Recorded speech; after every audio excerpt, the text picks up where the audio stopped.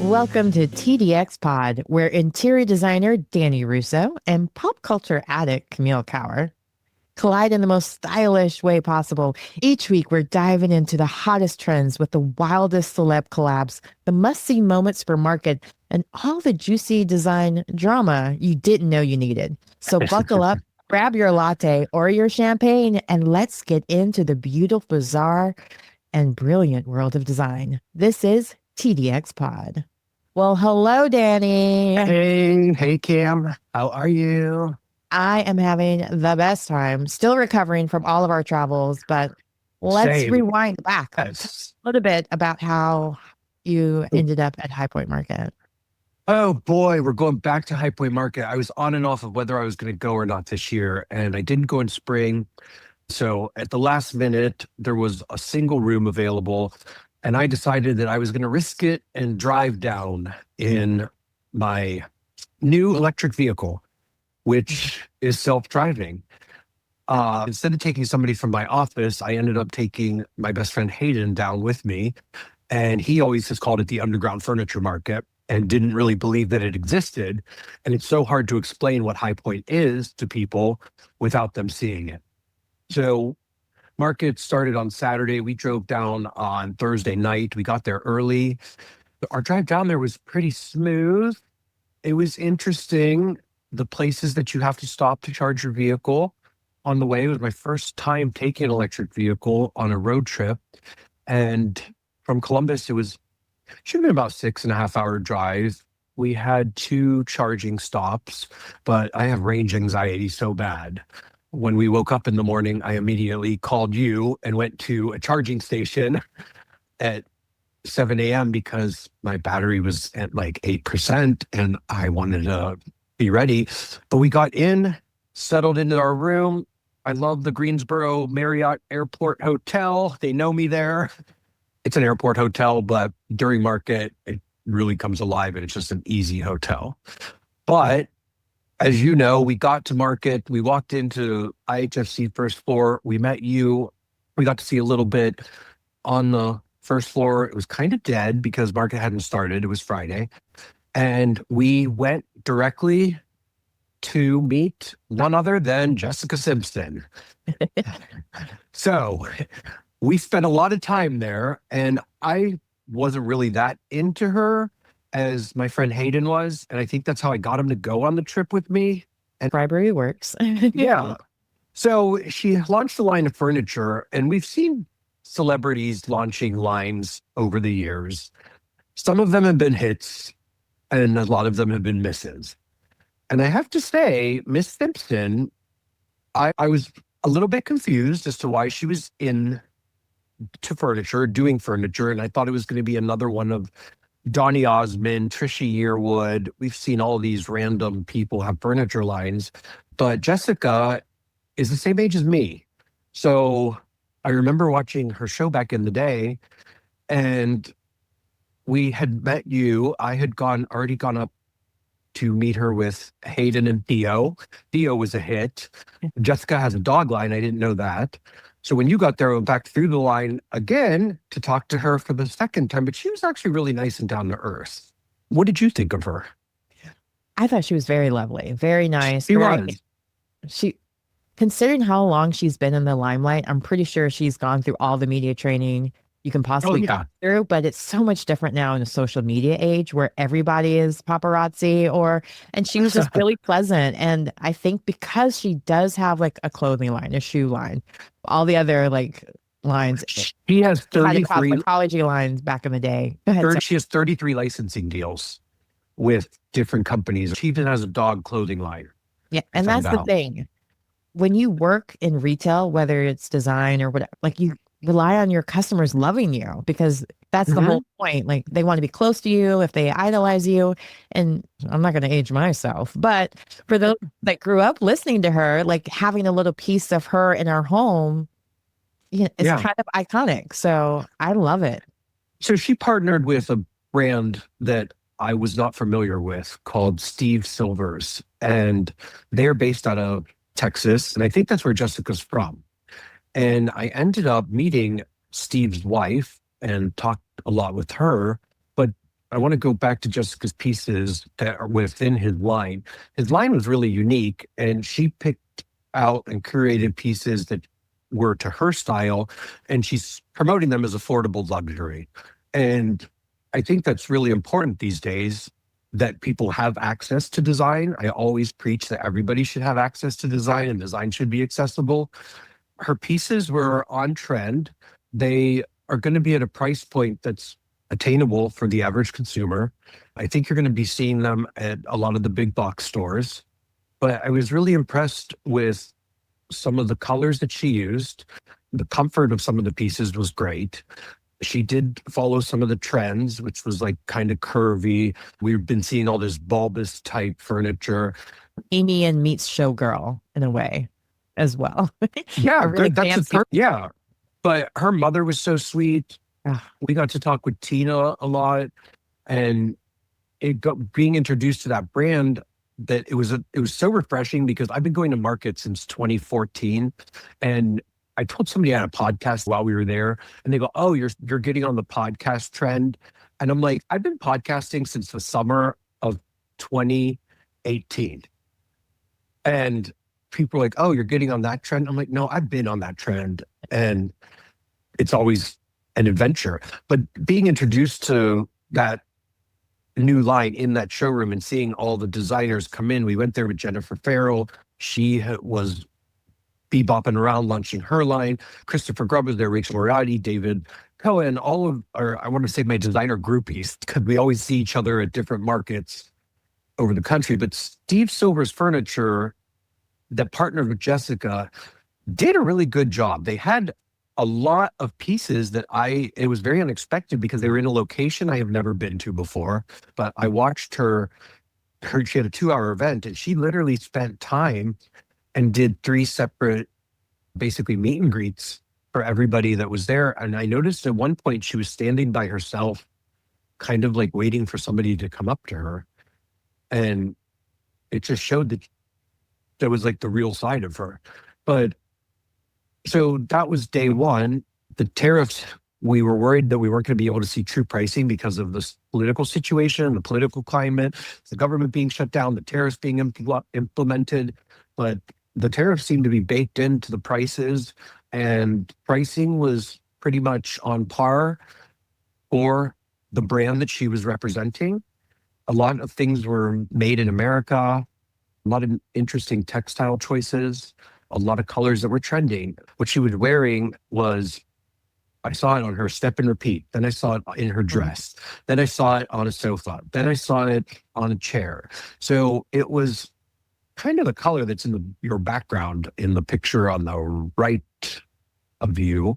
But it was like a burgundy Merlot, almost like I would call it, there's a Sherwin-Williams color called Sommelier, which was big right around 2019, but it's like a grayish, it's in the red family, but it's a grayish red, and it's in the jewel tone family. And I think we're going to see that color a lot.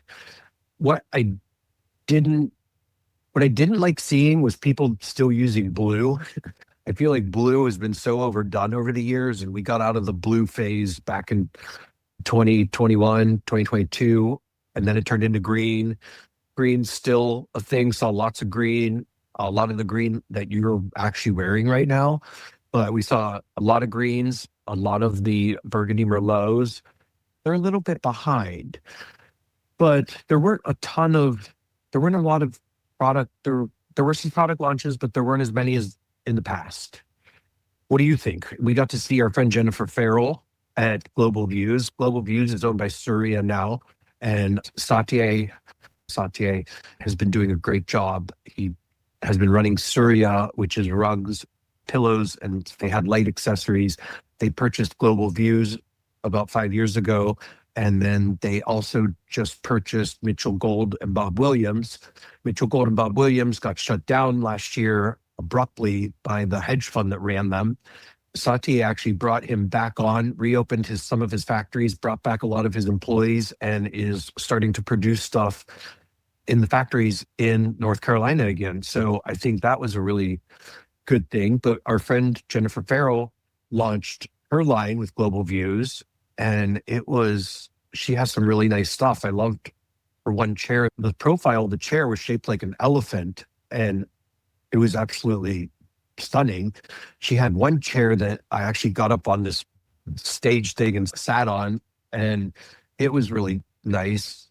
She kept using the words fauna and florals. And it's funny because that's stuck in Hayden's head, but she did a lot of nice accessory vases that have fauna and floral tones, a lot of earth tones. The leathers were high quality. And listening to her speech, she's worked really hard. It's so funny because we were watching old videos of her just the other night, Sunday night, and we found a video of her from 2009 or 2011, right around there. She had a line with Big Lots, and I took a picture of her on the screen, and it was not the Jennifer Farrell we know, but she still had the news hair and still looks amazing. Mhm. But what did you think of what you saw? Well, to go back, I guess, with the Simpson part, Please feel free to cut me off. I was like, how do I let him know that he's been talking for a very long time? Like, Just no, go I'm like gonna let him this. go because you never know which part I end up cutting into because it's good, right? So Yeah. I was just letting you go. But I will say one thing that I found interesting also was with Steve Silver, that he does a lot of brands with a lot of different people because we also met the Virgin Bachelor, Sean Lowe, and he was known as the Virgin. So of course I had to ask him some pop culture questions. And one thing that I found interesting is that he wasn't technically a virgin. And he just was saving himself after like finding Jesus. But he also has his own furniture line and he was there in support of the Silver family. He also resides in Texas. He did marry someone from The Bachelor. I'm not sure if it was his season. I wonder how you feel about that, being that you are interior designer. You've heard good and the bad about doing collabs because sometimes it ends up, even like with Jennifer Farrell, I don't know what her collab situation is, but sometimes you feel like you're become kind of the face of a brand that you had no input in, or maybe you do have a lot of input, but now if it doesn't do well, it looks back on you. You have an impossible time to get another one. What do you think about that part of it? At first, I was turned off by it because they're not in our industry. They're not doing what we do. And then I came to terms with, it's a thing.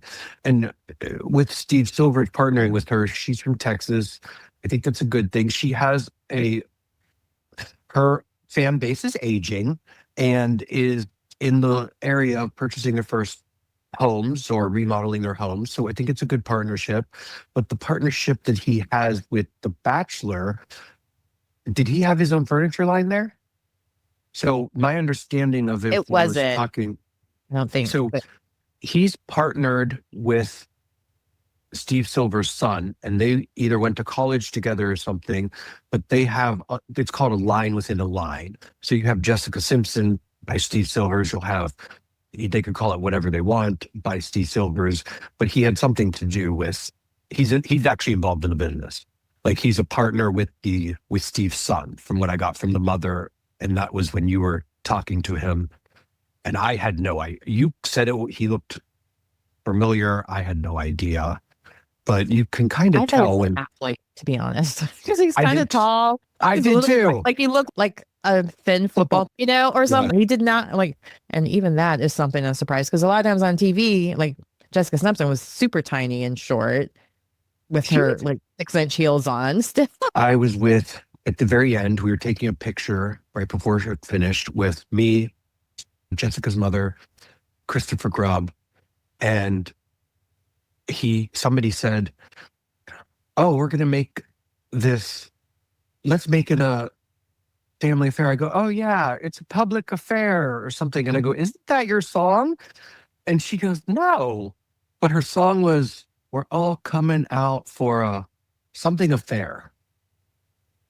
We're all coming out for." Yeah, I put it in the social media post, public affair. Yeah. We're all coming out. I said family affair. And somebody said, "It's a family affair." I go, "Yeah, it's all family affair." I go, "Didn't you write a song about this?" And she was like, I go, "It's your song." And she's like, "Danny, wrong." She's like, "Public affair." And I'm like, "Oh, okay."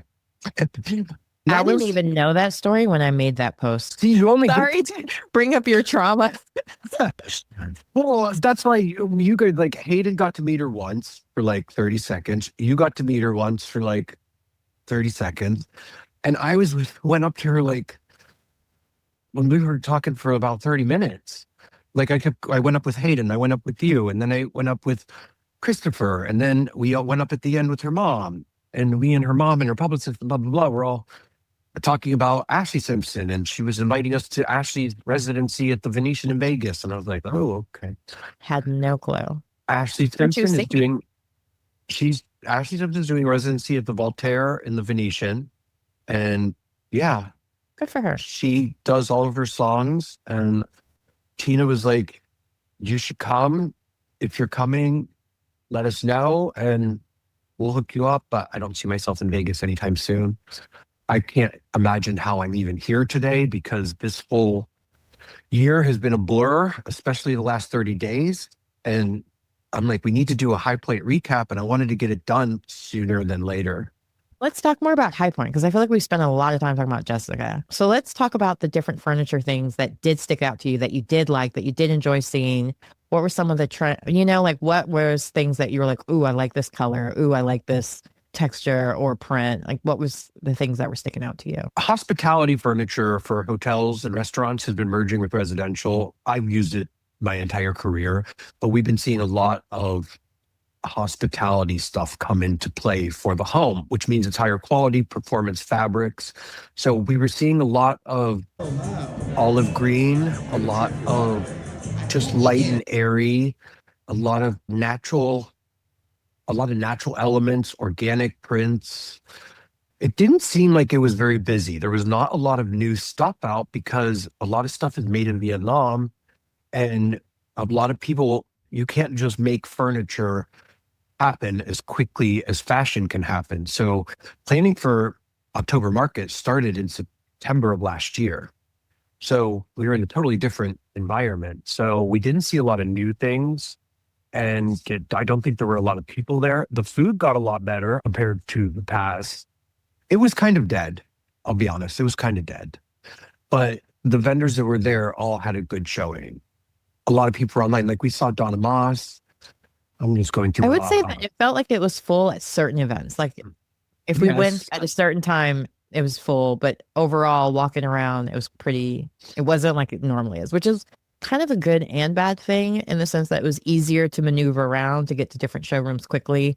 But it also meant that you were able to really like talk to different vendors and find out what's going on. You didn't have to fight for attention. That's for sure. But it was also a matter of like a lot of times you try to be incognito at these events because you do buy a lot of furniture and people really know you. So it was nice. Well, this market was nice. I didn't have to hide. And like I didn't make any appointments. I saw what I needed to see and I got what I got from my clients and I was in and out pretty quick. But Phillips Collection, we love them. They're friends of mine. I've been working with them for, God, I can't even tell you how long, over 10 years. But I blew through their showroom real quick at the end of the day. What was interesting to me was we were seeing KBIS, which is the kitchen and bath industry show, have a larger presence at market. They had a whole first floor where we originally met, and they were showcasing a bunch of their different vendors. Costantino countertops, Delta fixtures was in there, KBIS at High Point Market, and NKBA, which is the National Kitchen Bath Association, as the kitchen and bath industry show. They had a huge presence at market, and Sherwin-Williams was there, Miele Appliances, Signature Hardware, Kichler Lighting, James Martin Vanities. They partnered with Cadaris, which is a line we worked with. And it's funny because the Miele rep, she was making coffee when we walked in, and I made a comment about their appliances, and I said, oh, you guys, I thought the woman was just a barista. She was the freaking marketing director, and she was making coffee. And I go, oh, you guys make the most complicated appliances to install. I thought she wasn't just the barista. She's the director of marketing. And then... so that's how it starts. Because I noticed anytime you go somewhere, you almost like quiz them to the point of like way past their training level. So even if she was a real barista only, she would have never been able to answer all the questions or have anything to do with installing your appliances. But you are one of those people. And I warn all people who work in hospitality, whether it's a hotel, a restaurant, if you see him coming, you better look through your company's manual, because he's going to ask you which chef started this restaurant, where was the first location, who is the designer, who installs all of these different appliances. Like, be ready, because the Rain Man of design is going to quiz you, and it is fun to watch. But it's also like, I'm sure that guy's like, of all the days, my manager had warned us in training that there would be days that there would be some guy or a woman that would come in and ask the most random question. And by golly, I saw it over and over again. So hysterical. You pointed it out. Good. And then, well, the same woman that I'm just talking about, we're going to talk about her again later, because we've been together a lot the last few weeks.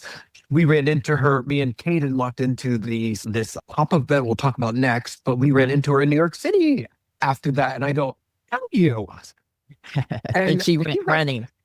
No, she's sending me a coffee machine, I think. Oh. I think. Plug for Miel. Yeah. I think. Am I getting ready to get a new coffee machine then? You may. She had 3 different ones. Cambria was on the first floor of IHFC, and they're countertops. And that's like a very rarity for them to be showing at a furniture show. So we're seeing like countertops. So people are starting to realize that designers, we're not just speccing furniture, we are speccing out all of the plumbing fixtures, the countertops, the flooring. So we're seeing them come to High Point now. And that was they had tent last October, and that was their first showing there. And then this past October, they had the permanent space where me, you, and Jason all met. Bernhardt built a new showroom. I wonder if they're doing that just for maximum impact. If you don't go to one show, you still saw their impact there. Like, they're trying to make sure that they are seen by the people, understands the importance of markets. So they may only prioritize 1 or 2, and this year we prioritized on all of them. But I mean, for KBIS is 6 times the size of the New York show that we went to, and the space, you saw the space that they had at Market. It was smaller than my warehouse, not even 1,500 square feet. Did you go upstairs as well? I don't know. I did not, because it's Coderis and I know the brand. I actually ran into 2 people that I know there. But it was funny. I mean, Kaderis has Jim Poplin she did all the art for Marriott hotels. She shows with them. She's really fun. I'm trying to think of where else we went. Everything was happening so fast. IHFC, Global Views. You definitely get your steps in. Oh yeah. There wasn't much new, because the industry, we went through this big, huge boom that we just came out of, and it was very unexpected. We were almost in a little bit of a recession in 2018, 2019, and we had no idea we were going to have, we knew the pandemic was coming, but we never expected that everybody was going to redo their homes at one time. So we saw these strange, bizarre just orders. One showroom that did outdoor furniture actually had to close for 2 years just to keep up with the orders. But we saw lead times skyrocket, and then everybody's been upgrading their systems now, and they've been showing us what they've learned from the pandemic is they need to show designers real-time leads, like what's available, what's not. And we're getting ready to launch our online shop, and you can see in the new Daniel Home Shop, you can see expected lead times on there, which I think is a really nice feature. We're going to be soft launching that. But all in all, I think it was a really great market. We were in and out. Driving back, I found the most unique Chinese restaurant outside of a charging station. And it was the most authentic Chinese restaurant I've been to in a long time. Well, North Carolina just got featured in Michelin. We had a good time at the Printworks Bistro. It was really nice, nicely designed. The Proximity Hotel, they're funny. Overachieving. Put the busing there. They are. Yeah. It was fun. Before that, we left the Bernhardt. The next day we went around, saw a couple other things. We went to the Bernhardt party, and tell about that. So tell a little bit about that, because that's a new trend that maybe people don't. Well, I have Meta Ray-Bans, and they take pictures, and they didn't like that too much at Bernhardt, and we were asked to leave because I don't think that they realize, their furniture people are just they're not into it with technology. They don't know what's going on.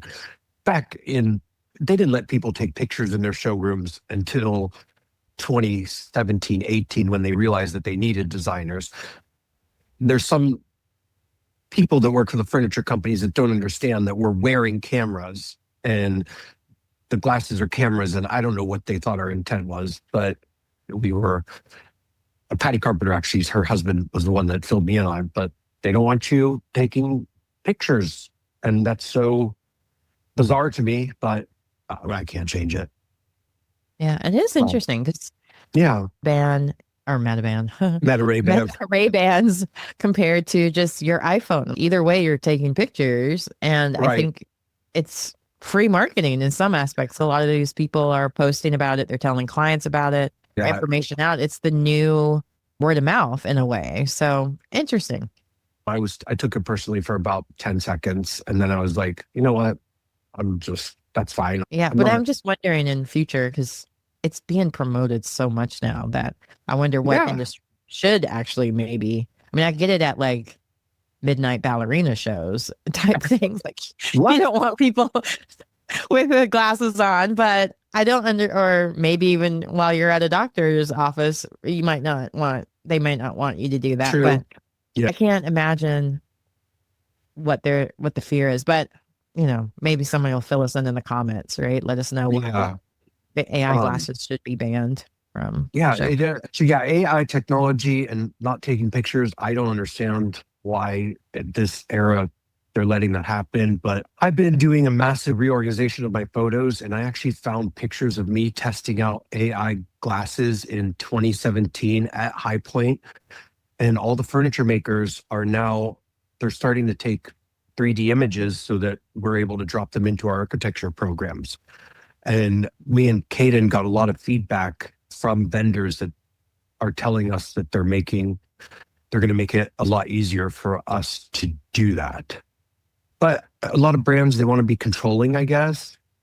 But we're in a digital future. Leslie Crothers runs Lightivation, or she goes to Lightivation, doesn't run it, but she did a digital show house through Meta, the actual Meta. When we say Meta glasses, by the way, I should specify that we're talking about these, and these are Meta Ray-Bans. And they basically have a camera on one side and a video camera on the other, and they're headphones. So as I'm running through market, I'm snapping pictures with these, and a light goes off. And that's where I think that's where the older crowd who doesn't understand the technology, they're not willing to embrace it, and they're unfamiliar with it. They're not as tech savvy, and they don't understand what we're doing and the content that we're creating that's promoting their brand. So I'm hesitant to talk about certain brands and certain things within the brand because of the way they were treating the buyers, being me. I think that technology, a lot of people may not be going to market now. I think we're going to see condensed versions of market because I know a few designers who don't go to market because they just get the recaps from us and they'll watch people's Instagram stories. I don't really get into Instagram stories, and that's because I don't know how to work them.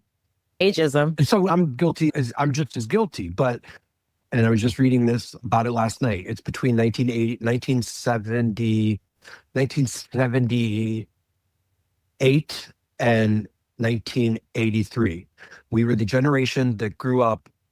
We were the only bridge generation where we grew up without technology, and we were there when the technology was introduced.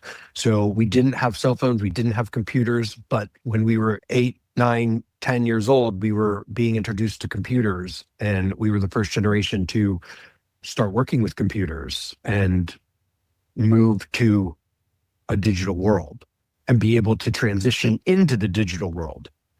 My mother will say that she doesn't know how to use a computer. However, she knows how to use Facebook, and I'm sure she'll watch this and comment and share. And I'm like, how did you figure out how to do that? Because I can't even figure out how to do some of the stuff that she does on Facebook, but then she'll say she doesn't know how to use a computer. So I'm like, okay. But it's just the times they are changing. On that note, I Yeah. think it's a great time to cut for the day and get on to, and so we're going to talk about other topics before we get too stuck Okay. in this one. But Yeah. I will say that I am very impressed with your social media and how greatly it seems to be always on the cutting edge. Definitely make sure everybody follows the Daniel and Danny Russo on all platforms from TikTok to Instagram to Facebook. Amazon. We covered all. Oh, yeah. Amazon. Yeah. We're getting ready to launch the Amazon store. Well, the Amazon store has been launched. I just haven't paid attention to it. Now we're going to focus on it. But yeah, I've really been working hard on social media. I will stay up until all hours of the night making these posts and writing out the things and editing videos. And I am making all of this up because Camille has done it all and she has done amazing at it. And I knew she was about to like fall out of her chair as I went down this path. Thank God that you're here with me and figured out we've been. I don't know. It's really It's all easy been to you. brag about It's all somebody been else you. as opposed to brag by yourself. You know what I mean? Like You've done a harder. great job. Oh, thank you. No, Thank you. you You make know I my tell job you very everything. easy too. I try. Well, I try. I never get sick of hearing it. Tell that But can you please tell that to Aiden and Ellie? You we're guys on agree? camera. I will know. say anything They're for the sake shaking their head. of. They're shaking their head. They totally agree with you that I make their job and lives so much easier. Of course they do. They make my lives a lot easier too because they help with orchestrating all that goes on inside of Danny's head They do. and transcribe it for me. So it's very helpful. It's a team effort. But on that note, speaking of teams, make sure that you subscribe, like, and share this podcast episode with your friends. Yes. Go ahead, Dan. And also follow the eSpot with Camille. And she's been nominated for Best Podcast in Raleigh. Yeah, we'll drop the link in there. I just got my verification code because I voted for you last night. And I just found the verification code at about 8 p.m. So drop that link in there and make sure you follow her on everything too. It's a group effort. It's a family affair, which is not a real song. I think there is a song called Family Affair. It's like from the 70s, I believe. No, I think it's a man. I don't know. We'll have to find it and listen to it. But anyway, thanks again for tuning in for the TDX pod and make sure new episodes coming on a regular basis. We won't say we won't lie to you, but we're getting back in the groove. We are. Okay.